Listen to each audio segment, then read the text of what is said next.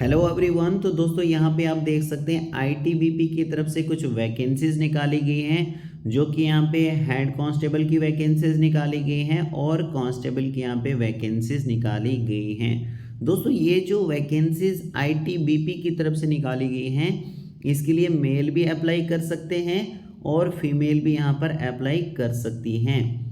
ठीक है दोस्तों, ये जो पोस्टें हैं दोस्तों, ये ग्रुप सी की पोस्टें रहने वाली हैं, नॉन गेजेटेड पोस्टें रहने वाली हैं और ये जो पोस्टें हैं ये टेम्परेरी बेसिस पर निकाली गई हैं और आगे चलकर ये परमानेंट भी हो सकती हैं।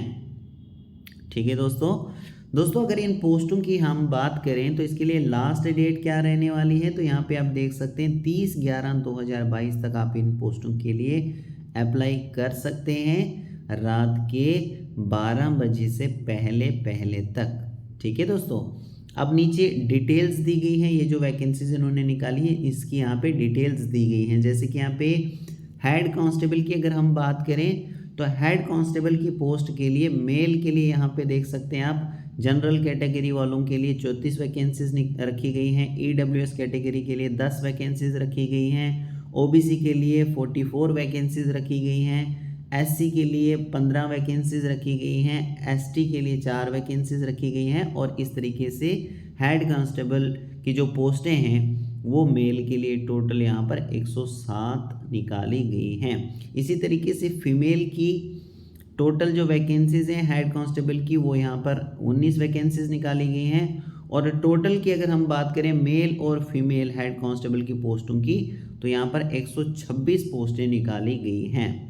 ठीक है, और इनको यहाँ पे कैटेगरी के हिसाब से मेल और फीमेल में डिवाइड किया हुआ है, जो कि आप यहाँ पे दोस्तों देख सकते हैं। आपकी जो भी कैटेगरी है उस हिसाब से अपनी कैटेगरी में चेक कर लीजिए कि आपकी कैटेगरी में कितनी पोस्टें रखी गई हैं। ठीक है, अब अगर हम कांस्टेबल की पोस्ट की बात करें तो मेल की जो वैकेंसीज रखी गई हैं वो 142 यहाँ पर निकाली गई हैं और फीमेल की बात करें तो यहाँ पे 25 वैकेंसीज निकाली गई हैं। इस तरीके से टोटल कांस्टेबल की जो पोस्टें हैं मेल और फीमेल की वो टोटल यहाँ पर 160 वैकेंसीज निकाली गई हैं।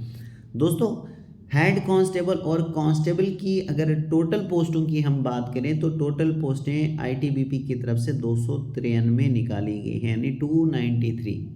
ठीक है, इतनी वैकेंसीज यहाँ पे आईटीबीपी की तरफ से निकाली गई हैं। नीचे देखिए यहाँ पे नोट में क्या लिखा है कि ये जो वैकेंसीज निकाली गई हैं ये टेंटेटिव निकाली गई हैं, यानी कि ये अभी इंक्रीज हो सकती है, डिक्रीज हो सकती है।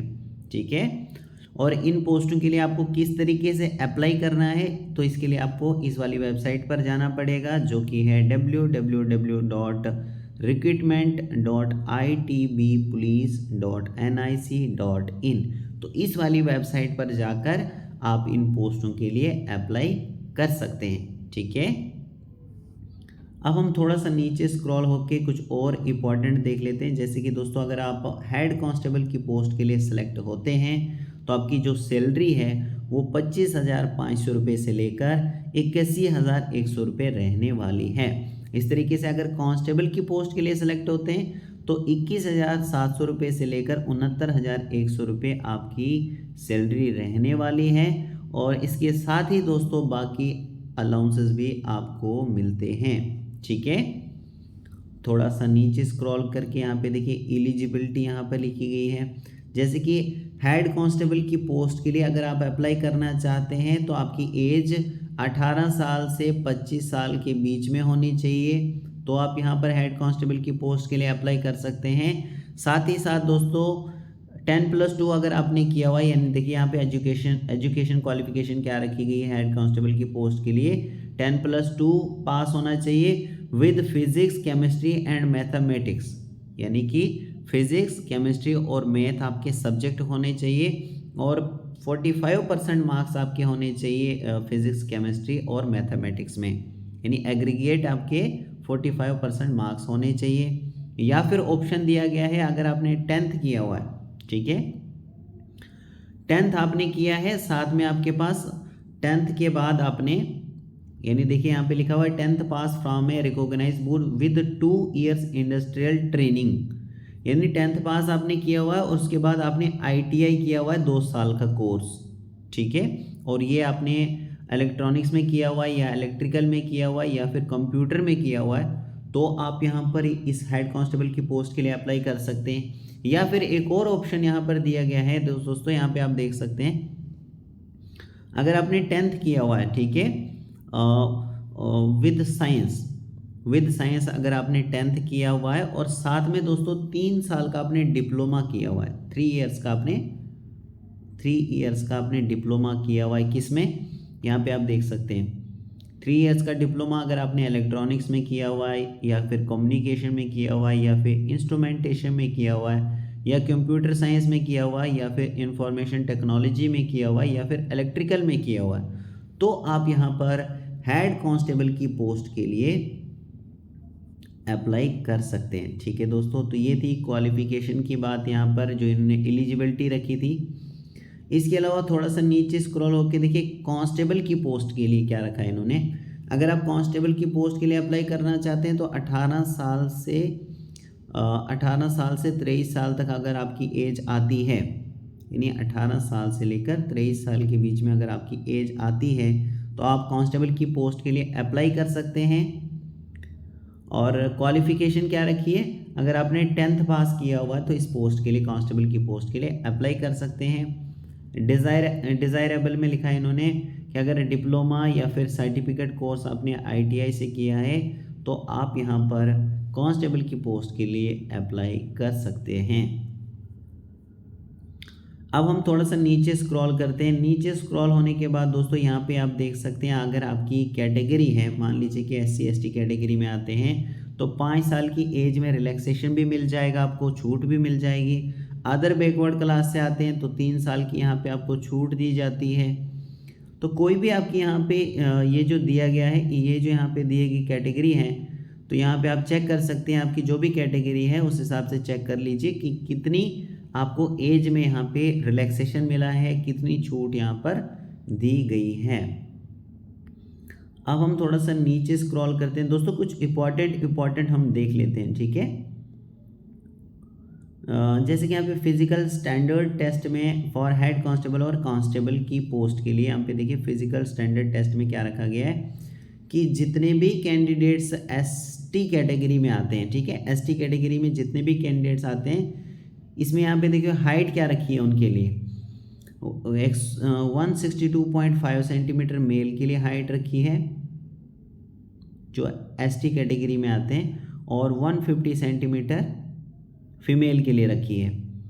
और ये जो चेस्ट है ये सिर्फ मेल कैंडिडेट्स के लिए रखी गई है कि विदाउट एक्सपेंशन आपके पास 76 सेंटीमीटर होना चाहिए, यानी ST कैटेगरी की बात कर रहा हूँ मैं, और विद एक्सपेंशन आपकी चेस्ट 81 सेंटीमीटर होनी चाहिए। ठीक है दोस्तों, तो यहाँ पर ये सारी चीज़ों की डिटेल्स दी गई है, इसको आप यहाँ पर चेक कर लीजिए अच्छे से। हम थोड़ा सा नीचे स्क्रॉल करते हैं। नीचे स्क्रॉल होके यहाँ पे देखिए फीस कितनी रखी है इन पोस्टों के लिए, ठीक है। जैसे कि अगर आप जनरल कैटेगरी में आते हैं, OBC एंड EWS कैटेगरी में आते हैं तो आपके लिए 100 रुपीज़ यहाँ पर फीस रखी गई है इन पोस्टों के लिए। इसके अलावा दोस्तों अगर आप शेड्यूल कास्ट यानी SC कैटेगरी में आते हैं, ST कैटेगरी में आते हैं, फीमेल्स एंड एक्स सर्विसमैन के लिए कोई भी फीस यहाँ पर नहीं रखी गई है, यानी कि 0 फीस यहाँ पे रखी गई है, ठीक है। इसके अलावा थोड़ा सा नीचे स्क्रॉल करके नीचे स्क्रॉल होके कुछ और इम्पोर्टेंट देख लेते हैं, ठीक है दोस्तों। जैसे कि यहाँ पे देखिए दोस्तों रिटन एग्जामिनेशन के बारे में लिखा हुआ है कि रिटन एग्जामिनेशन आपका किस तरह का होगा। जैसे कि रिटन एग्जामिनेशन आपका 100 मार्क्स का रहने वाला है, ये ऑब्जेक्टिव टाइप का रहने वाला है, मल्टीपल चॉइस क्वेश्चंस आपको पूछे जाएंगे, और इसका जो पैटर्न होगा रिटन टेस्ट का जो आपका पैटर्न रहने वाला है, या तो ये OMR बेस्ड होगा, यानी जिसमें आपको सर्कल को भरना होता है, इस टाइप का आपका रिटन एग्जाम रहेगा, या फिर कंप्यूटर बेस्ड टेस्ट रहेगा, CBT मोड में आपका टेस्ट रहने वाला है, ठीक है।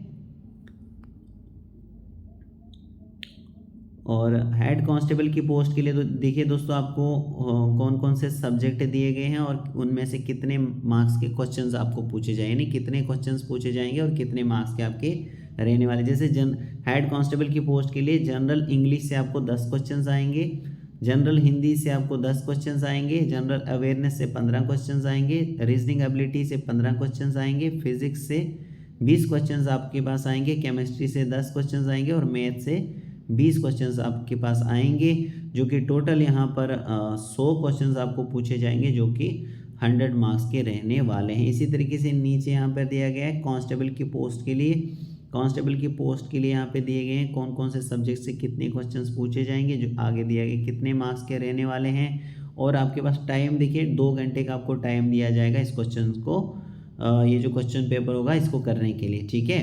तो कांस्टेबल की पोस्ट के लिए भी यहाँ पे देखिए 100 क्वेश्चन पूछे जाएंगे, 100 मार्क्स के रहने वाले हैं, ठीक है। तो ये मैंने आपको दोस्तों कुछ इम्पॉर्टेंट चीज़ों के बारे में बताया, और मैं होप करता हूँ दोस्तों कि आपको ये सारी ही चीज़ें क्लियर हो चुकी होंगी। इसके अलावा दोस्तों यहाँ पर देखिए अगर आपकी कोई भी क्वेरी है तो आप यहाँ पर ये जो हेल्पलाइन नंबर इन्होंने दिया है, इस हेल्पलाइन नंबर पर आप कॉल करके इनसे पूछ सकते हैं दोस्तों, ठीक है। तो ये हेल्पलाइन नंबर्स दिए गए हैं यहाँ पे। तो मैं होप करता हूँ दोस्तों आपको सारी चीज़ें क्लियर हो चुकी होंगी। So thank you very much.